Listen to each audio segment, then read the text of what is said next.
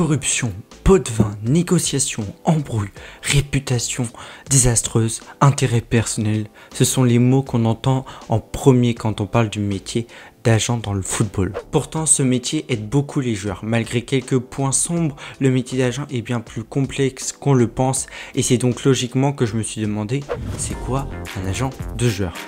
Le métier d'agent de joueur a été créé à partir du moment où le sport et les compétitions se sont professionnalisés. Bien sûr, son métier est entouré par le code du sport qu'il doit respecter. Avant d'aborder plus en profondeur le métier d'agent de joueur, vous êtes 90% à ne pas être abonné. Donc n'hésitez pas, ça ne vous coûte rien et ça permet à la chaîne de se développer. N'oublie pas de liker et de partager la vidéo à un pote à toi. L'agent de joueur met en rapport les différents clubs avec un ou plusieurs joueurs. Il est l'intermédiaire entre les deux parties. Son but est de trouver un accord qui arrange au mieux son joueur.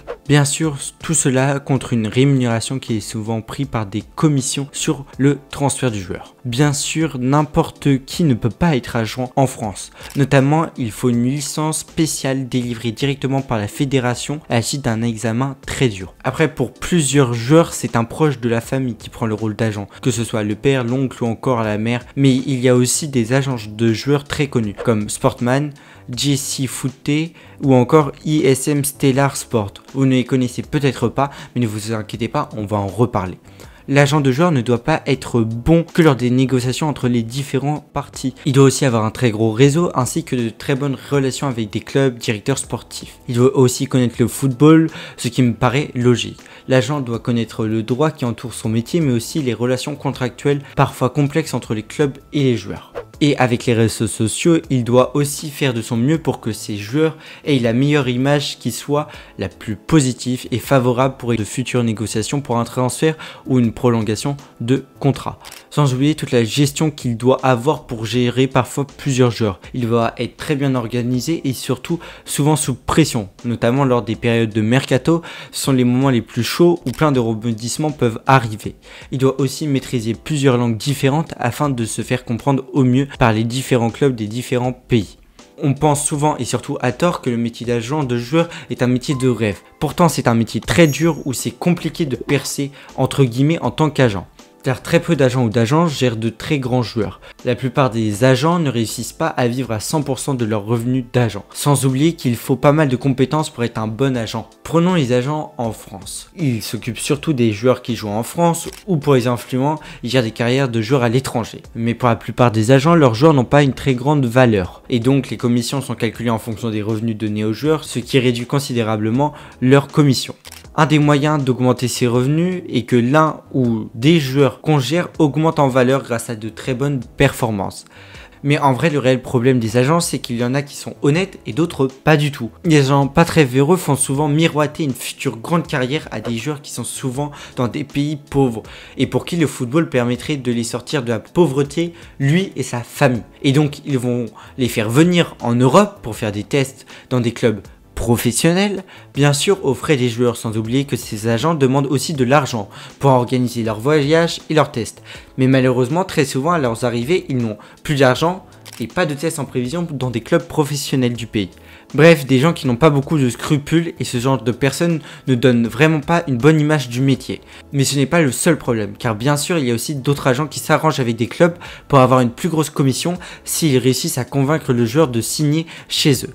Mais bien sûr, le joueur en question n'est pas au courant de ce petit arrangement entre les deux parties. Bref, ce genre de choses sont un réel problème pour le métier d'agent et surtout pour son image. Mais dans ce métier, il y a aussi du positif, notamment la célébrité. Parce qu'il y a quand même des agents qui sont aussi connus que leurs joueurs, voire plus connus que certains joueurs. Je pense que vous en connaissez quelques-uns. Il y a notamment Jonathan Barnett, l'anglais, qui fait partie du Stellar Group. Ce n'est pas le plus connu. Pourtant, dans le monde du football, il aura géré pas mal de gros transferts.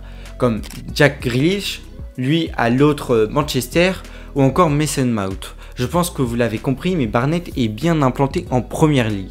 Il a presque la main mise sur le championnat, mais il a aussi de bons contacts en Espagne. Pour passer encore un niveau au-dessus, il y a Jorge Mendes, qui est un agent star, grâce en partie à Cristiano Ronaldo, qui aura été dans sa réussite. tout comme ses bonnes relations au Portugal et en Angleterre, avec des joueurs comme Maniche, Paulo Ferreira ou encore un entraîneur comme José Mourinho.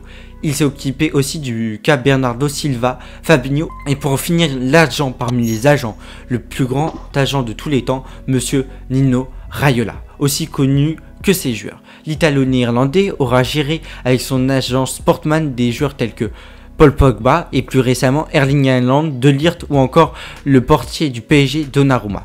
Il est malheureusement décédé en 2022, donc qu'il repose en paix et dites-moi en commentaire si vous voulez qu'on fasse une vidéo sur sa vie.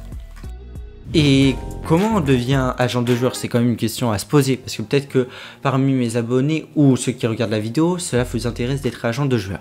Eh bien on va en parler. Si tu as la chance d'avoir un joueur pro dans ton entourage, tu pourrais devenir son agent. Mais bon, je pense que c'est peu probable pour la plupart des personnes qui me regardent. Alors niveau études, il n'existe pas vraiment de formation pour être un agent de joueur. Il ne faut pas un diplôme ni un niveau d'études particulier.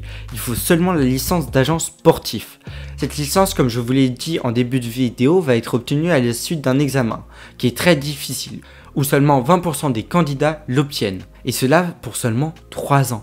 Certaines écoles peuvent préparer au métier à la licence d'agent de joueur, comme l'EAJF, qui est l'école des agents de joueurs de football. Et après cette licence, comment faire pour avoir notre premier joueur?